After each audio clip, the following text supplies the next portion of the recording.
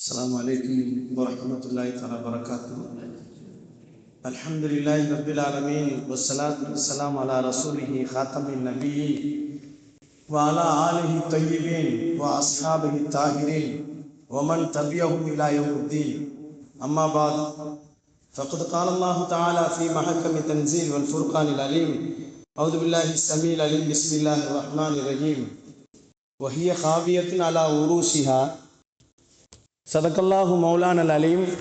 قال نبينا صلى الله عليه وسلم: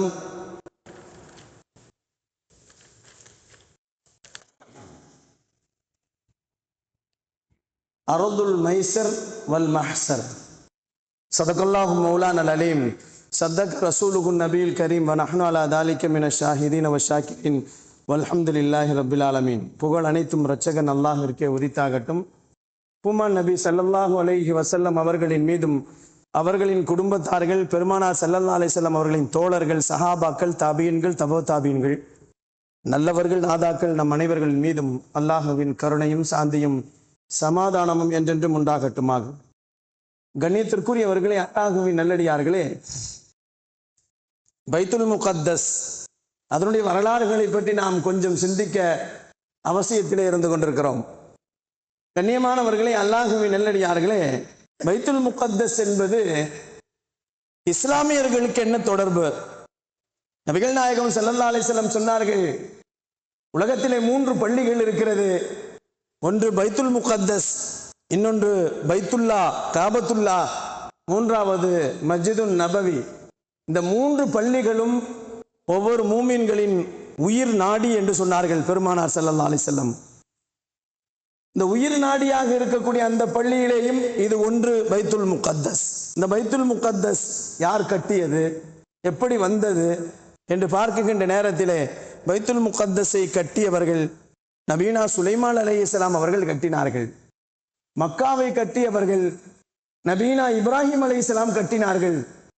Medina மஸ்ஜித் நபவியை கட்டியவர்கள் முஹம்மது நபி ஸல்லல்லாஹு அலைஹி வஸல்லம் அவர்கள் கட்டினார்கள். இப்படி வரிசையிலே இப்படி வந்து கொண்டிருக்கிறது. இந்த பைத்துல் முகத்தஸ் கட்டப்பட்டு சுலைமான் அலைஹிஸ்ஸலாம் அவர்கள் திறப்பு விழா செஞ்சாங்க. 3000 மாடுகளை அறுத்து குர்பானி கொடுத்தாங்க. 7000 ஆடுகளை அறுத்து குர்பானி கொடுத்து விருந்து கொடுத்தாங்க. இப்படி வரலாறுகளிலே பொறிக்கப்பட்டிருக்கிறது. நபிகள் நாயகம் ஸல்லல்லாஹு அலைஹி வஸல்லம் அவர்கள் சொல்லுவார்கள், பைத்துல் முகத்தஸை யார் கை வைக்கிறார்களோ, அதை உடைப்பதற்காக வேண்டி கை வைக்கிறார்களோ அல்லது இல்லாமல் ஆக்குவதற்கு யார் கை வைக்கிறார்களோ அவர்கள்தான் மக்காவின் பக்கமும் போர் தொடுப்பார்கள், மதீனாவின் பக்கமும் வருவார்கள் என்ற செய்தியை பெருமானார் ஸல்லல்லாஹு அலைஹி வஸல்லம் பதிவு செய்திருக்கிறார்கள். பைத்துல் முகத்தஸ் சில காலங்கள் மூமின்களிடத்தில் இருக்கும், சில காலங்கள் காஃபிர்களிடத்தில் இருக்கும். இப்படியாக நூற்றாண்டுகளுக்கு இடையிலே இப்படித்தான் வந்து கொண்டிருக்கும். 1967 இஸ்ரேலிலே பைத்துல் முகத்தஸை இஸ்ரேல்கள் பிடித்தார்கள், யூதர்கள் பிடித்தார்கள். அவர்கள்தான் மதீனாவை நோக்கி அவர்கள் பயணிக்க வருவார்கள் என்பதை பெருமானார் ஸல்லல்லாஹு அலைஹி வஸல்லம் அவர்கள் சொன்னார்கள். இந்த பைத்துல் முகத்தஸ் மூமின்களின் வாழ்க்கையோடு தொடர்பு கொண்டது. இந்த பைத்துல் முகத்தஸ் மூமின்களின் வாழ்க்கையோடு தொடர்பு கொண்டது என்று சொன்னார்கள். சுலைமான் அலைஹிஸ்ஸலாம் அவர்கள் பைத்துல் முகத்தஸை கட்டி முடிச்சுட்டு அந்த விழாவை தொடர்ந்து விட்டு 3 துவா செஞ்சாங்களாம். ஒன்று, அவர்கள் துவா செய்தார்கள், யா அல்லாஹ், நான் செய்யக்கூடிய தீர்ப்புகள் அனைத்தும் சரியா இருக்கணும். இரண்டாவது துவா செஞ்சாங்க, ரப்பி ஹப்லன் முல்கல்லா எம்பகி மின்பாதி, எனக்கு பின்னால இந்த உலகத்தை ஆட்சி செய்வதற்கு எந்த அரசாங்கமும் இருக்கக்கூடாது, உலகம் முழுக்க ஆட்சி செய்யக்கூடிய ஒரு ஆட்சி தரத்தை எனக்கு தர வேண்டும் என்று அவர்கள் கேட்டார்கள். மூன்றாவது ஒரு துஆவை கேட்டார்கள் சுலைமான் அலைஹிஸ்ஸலாம் அல்லாஹ்விடத்திலே, யா அல்லாஹ், இந்த உலகத்திலே வாழக்கூடியவர்கள் யாராக இருந்தாலும் பைத்துல் முகத்தஸிலே வந்து 2 ரக்காத்துகள் தொழுதால் அவர்களின் பாவங்கள் எல்லாம் மன்னிக்கப்பட்டு அன்று பிறந்த பாலகர்களாக மாறி போக வேண்டும் என்பதை நான் பிரியப்படுகிறேன் என்று சொன்னார்கள். அல்லாஹ் இந்த 3 துஆக்களையும் ஏற்றுக்கொண்டான்.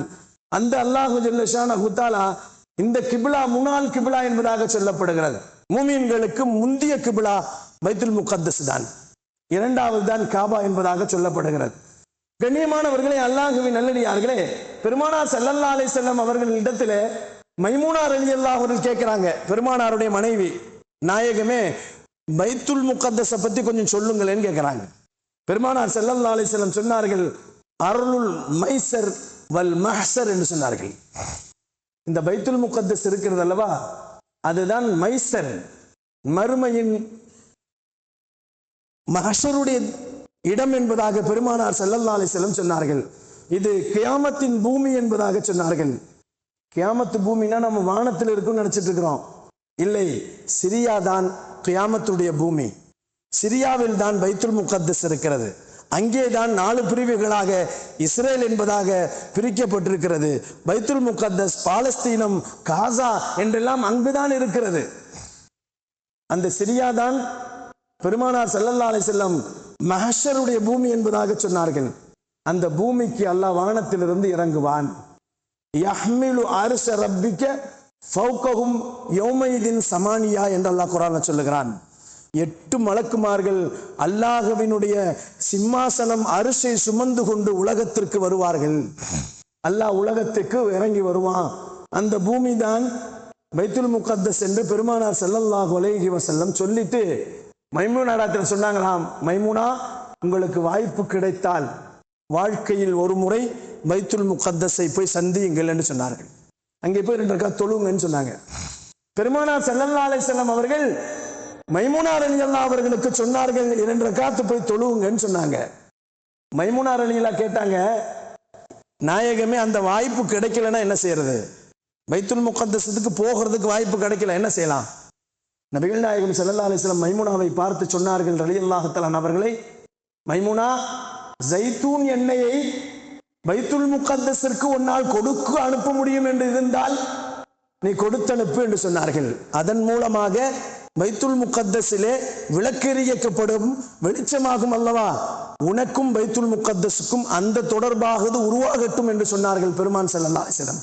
அது அன்றைய காலத்துல, அன்னைக்கு என்ன இருந்துச்சு? மின்சாரம் இல்லாமல் இருந்துச்சு. இன்னைக்கு மின்சாரம் இருக்கிறது. ஆனாலும் பெருமானார் ஸல்லல்லாஹு அலைஹி வஸல்லம் அவர்கள் பைத்துல் முகத்தஸோடு நீங்கள் தொடர்பு கொள்ளுங்கள் என்று சொன்னார்கள். சுலைமான் அலைஹிஸ்ஸலாம் அவர்கள் 200 ஆண்டுகளுக்கு பின்னால் பைத்துல் முகத்தஸை கட்டி முடித்ததற்கு பின்னால் புக்து நசர் என்ற ஒரு அரசன் வந்தான், பைத்துல் முகத்தஸை கைப்பற்றினான். கண்ணியமானவர்களே, அதை இருந்து நபிகள் நாயகம் ஸல்லல்லாஹு அலைஹி வஸல்லம் அவர்கள் இன்னொரு மனிதன் கைப்பற்றினான் என்று சொன்னார்கள். மூசா அலைஹிஸ்ஸலாமுடைய கௌமுகள், அவர்களும் அவர்களுடைய கௌமுகளும் பனூ இஸ்ரவேலர்களும் சேர்ந்து தார்த்தாரியாக்கள் என்று இருக்கக்கூடிய மிகப்பெரிய கொடுங்கோல் மன்னர்களிடத்திலிருந்து அந்த பைத்துல் முகத்தஸை பிடிக்கப்பட்டது என்பதாக சொல்லப்படுகிறது. கண்ணியத்திற்குரியவர்களே, அல்லாஹ்வின் நல்லடியார்களே, இப்படி பைத்துல் முகத்தஸினுடைய பயணம் தொடர்ந்து மாறிக்கொண்டே வந்து கொண்டிருந்தது. உலகத்தை ஆட்சி செய்த மிகப்பெரிய அரசர்கள் 4 பேர்கள். 2 பேர் முஸ்லிம், 2 பேர் காஃபிர். 2 பேர் முஸ்லிம் யாருன்னு சொன்னா, சுலைமான் அலைஹிஸ்ஸலாம் அவர்களும் துல்கர்னைன் அலைஹிஸ்ஸலாம் அவர்களும். 2 பேர்கள் முஸ்லிம், 2 பேர்கள் காஃபிர் என்று சொன்னால், புக்து நசர் என்று சொல்லப்படக்கூடிய அரசன் காஃபிர், நம்ரூத் என்று சொல்லக்கூடிய அரசன் காஃபிர். இவர்கள் 2 பேர் தான் இந்த உலகம் முழுக்க ஆட்சி செய்தார்கள், காஃபிர்கள். முஸ்லிம்களிலே சுலைமான் அலைஹிஸ்ஸலாம் அவர்களும் துல்கர்னைன் அலைஹிஸ்ஸலாம் அவர்களும் ஆட்சி செய்தார்கள் என்பதாக சொல்லப்படுகிறது. இந்த புக்து நசர் அவர்கள் உடைத்து எறிந்ததற்கு பின்னாடி தான் உசைர் அலைஹிஸ்ஸலாத்தை அல்லாஹ் ஜல்ல ஷானஹு தஆலா அந்த பைத்துல் முகத்தஸை போய் கட்டுங்கன்னு சொன்னான். இவங்க போய் அந்த ஊர்ல போய் பார்த்தாங்க, ஜெருசலத்தை போய் பார்த்தால் அந்த ஜெருசலத்தில் இருக்க ஹாவியத்துன் அலா உருஷியா, அந்த பூமி தலைகீழாக இருந்தது. பைத்துல் முகத்தஸ் எல்லாம் இடிந்து போயிருந்தது.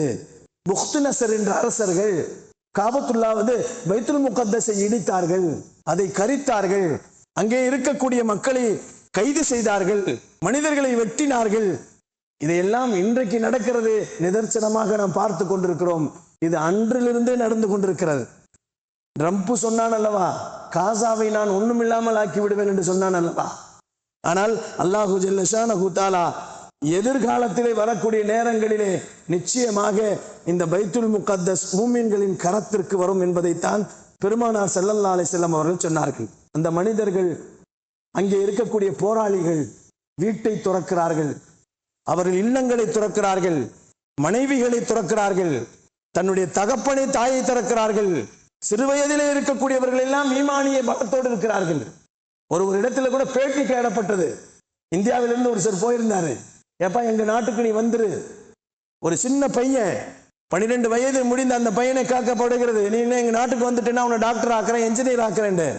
அவன் கேட்கிறான், என்னை உங்களால் ஷஹீதாக்க முடியுமான்னு கேட்கிறான். கண்ணியமானவர்களே, ஈமானிய தன்மைகள் அவர்களுக்கு உறைந்து போய் கிடக்கிறது. என்ன காரணம் என்று சொன்னால், அவர்களுக்கு ஒன்றே ஒன்றுதான், பைத்துல் முகத்தஸ் வெற்றி பெற வேண்டும், பைத்துல் முகத்தஸை பிடிக்க வேண்டும். இன்னைக்கு நம்ம பார்க்கிறோம், அவங்க வெட்ட வெளியில நோன்பு திறக்கிறாங்க, அவர்களுக்கு படுப்பதற்கு இடம் இல்லை, உறங்குவதற்கு இடம் இல்லை, உண்ணுவதற்கு உணவில்லை. இருந்தாலும் அவர்கள் ரமலானுடைய நோன்பை முழுமையாக வைக்கிறார்கள், ரமலானுடைய தராவியை சரியாக தொழுகிறார்கள், அதே போன்று ஜும்மாவை சரியாக நிறைவேற்றுகிறார்கள்.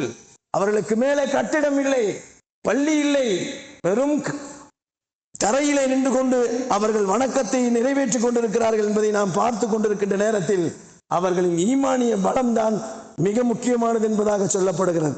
அன்பிற்கினியவர்களே, அல்லாஹ்வின் நல்லடியார்களே, இந்த பூமி இருக்கிறது அல்லவா, முஸ்லிம்களுக்கு அல்லாஹ் ஜல்ல ஷானஹு தஆலா ஒவ்வொரு 100 வருடத்திற்கு பின்னாலும் ஒருவருடைய தலை மாறி வந்து கொண்டே இருக்கும் என்று சொன்னார்கள். அரசபைகள் மாறும், அரசர்கள் மாறுவார்கள், அது மாறிக்கொண்டே வரும் என்று சொன்னார்கள். யூதர்களுக்கு வரும், முஸ்லிம்களுக்கு வரும், கிறிஸ்தவர்களுக்கு வரும், இப்படியே மாறிக்கொண்டுதான் வரும் என்பதாக சொன்னார்கள். கண்ணியத்திற்குரியவர்களே, சுமார் 90 ஆண்டுகள் கிறிஸ்தவர்கள் பைத்துல் முகத்தஸை ஆட்சி செய்தார்கள். சிலுவை வீரர்கள் என்று சொல்லப்படக்கூடிய சிலுவை போர் நடந்தது. அதற்கு பின்னால் தான் 17 வயது நிரம்பிய சலாஹுத்தீன் அய்யூபி ரஹ்மத்துல்லாஹி அலைஹி அவர்கள் பைத்துல் முகத்தஸை வெற்றி கொண்டார்கள். அதற்கு பின்னால் 100 வருடம் காஃபிர்கள் அதை ஆட்சி செய்தார்கள். அதற்கு பின்னால் 100 வருடங்கள் யூதர்கள் ஆட்சி செய்தார்கள்.